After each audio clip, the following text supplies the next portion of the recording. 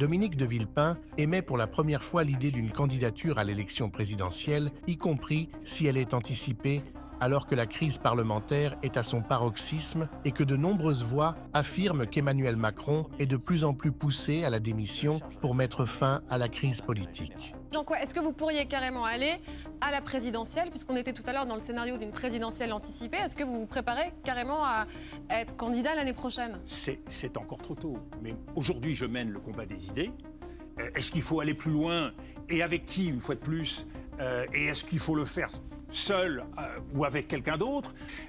Aujourd'hui, c'est notre pays qui est en cause. Aujourd'hui, on ne peut pas être économe ni de son temps, ni de son énergie, ni de ses idées. Et donc je mène le combat de ce que je crois être une boussole française, une exigence française. Nous verrons. La probable candidature de Dominique de Villepin a provoqué de très nombreuses réactions positives sur les réseaux sociaux. L'ancien chef de la diplomatie française est très apprécié par une partie de l'opinion publique en raison de ses prises de position en faveur de la cause palestinienne et d'un discours direct contre les projets expansionnistes israéliens.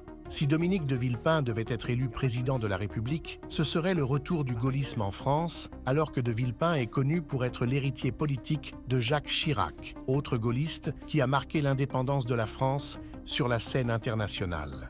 N'oubliez pas d'activer la cloche située à droite d'Info Minutes pour recevoir immédiatement nos vidéos. Merci pour votre fidélité et n'hésitez pas à suivre l'ensemble de nos chaînes.